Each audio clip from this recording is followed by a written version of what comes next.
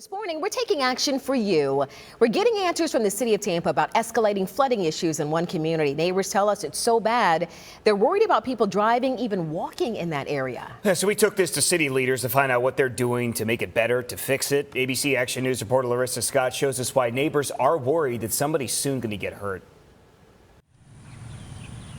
Along Palmetto Street in Tampa, we're having increased flooding. It's an area that has ditches, and neighbors tell us the flooding is progressively getting worse. It is very scary when you see just water up to your home. Maria Castillo has lived on the street for 40 years. My parents have lived on it for 60 some years, and throughout the years people have begun to close the ditches for more parking. Neighbors say it wasn't a problem until recently. And they just flood up in everybody's, lawns right here. The city has come out to maintain the ditches they're able to. Thus far, it's just been Band-Aid fixes just by them digging deeper trenches. But neighbors say it's not working because as soon as it rains, so we know these are going to flood again. That's not the only issue, though. There's a city-owned vacant lot across the street from Castillo's house she says is adding to the flooding. It touches their home.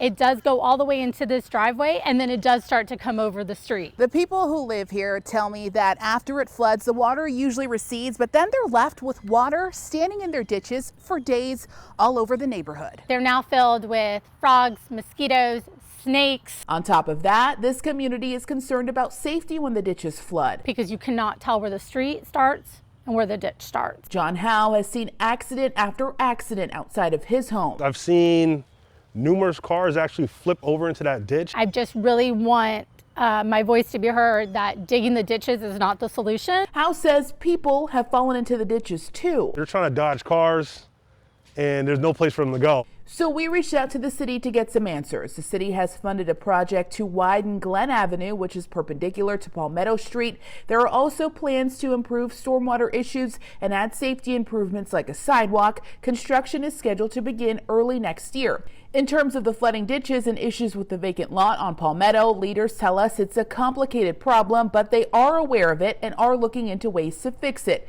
Neighbors just hope that fix comes sooner rather than later. We still have a couple months of hurricane season, so clearly this block cannot hold the water. So we need to figure something out. Until then, the rising water is causing rising frustration.